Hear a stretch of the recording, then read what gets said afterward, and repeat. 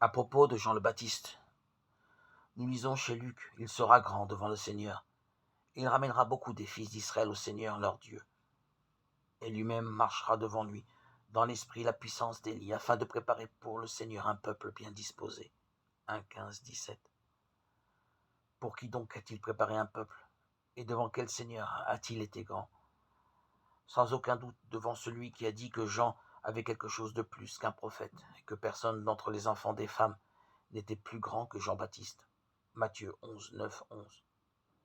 Car il préparait un peuple en annonçant d'avance à ses compagnons de servitude la venue du Seigneur et en leur prêchant la pénitence, afin que, lorsque le Seigneur serait présent, ils soient tous en état de recevoir son pardon, pour être revenus à celui auquel ils s'étaient rendus étrangers par leurs péchés.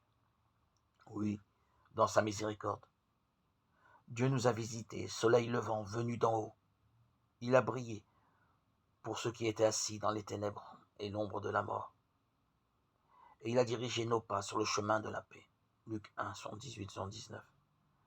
C'est en ces termes que Zacharie délivrait du mutisme qu'il s'était attiré par son incrédulité et rempli d'un esprit nouveau, bénissait Dieu d'une manière nouvelle, car tout était dorénavant nouveau, du fait que le Verbe, par un processus nouveau, venait d'accomplir le dessein de sa venue dans la chair, afin que l'homme qui s'en était allé hors de Dieu soit réintégré par lui dans l'amitié de Dieu.